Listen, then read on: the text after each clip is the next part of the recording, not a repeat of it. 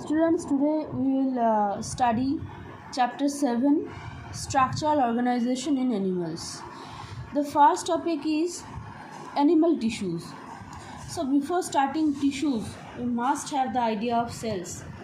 Though you have already completed the chapter where cells are described in details, the type of cells, their organelles and all that, but still there is a quick recap on cell.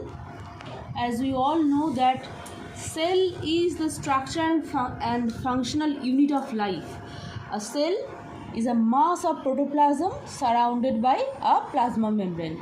Cells may vary widely in shape and size. There are almost 200 different type of cells are there in the human body. The protoplasm of cell is generally composed of some cytoplasm, that is semi-solid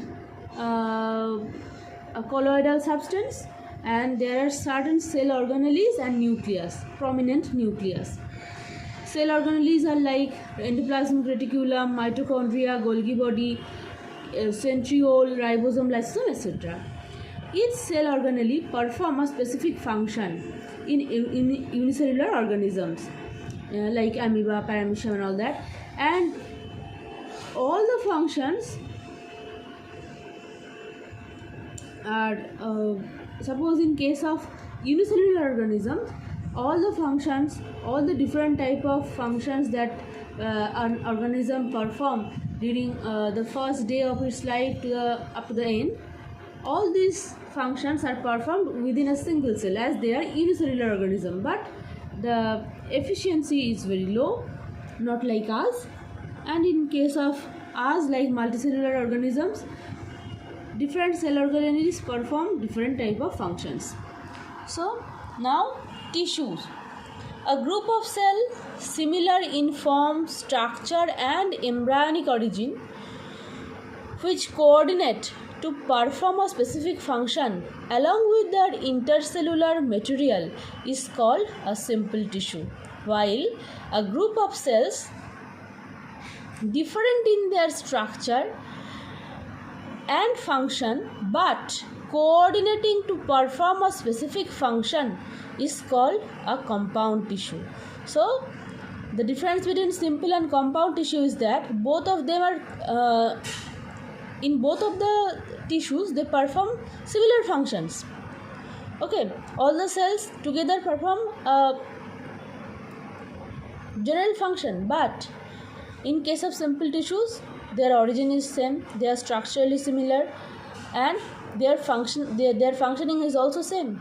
But in case of compound tissues, the cells are different in structure and function, but they coordinate to each other to perform a specific function. Okay, now the branch of science that deals with tissues, all about tissues, is called histology. The word came from two Greek words. Histos means tissue and logos means knowledge or study. Now let us see the type of tissues. Depending on the basis of their location, structure and function, tissues can be of four types: epithelial, muscular, connective and nervous. So epithelial tissues means that provides protection, that are present in the outer surface of organs or the body. It provides protection. The next is muscular. They are contractile in nature and helps in movement and locomotion. Connective tissues, these are the supporting tissues. They binds different type of structures of the body. And nervous tissues, this helps in conduction of nerve impulses. So this is the general description about tissues and the types of tissues.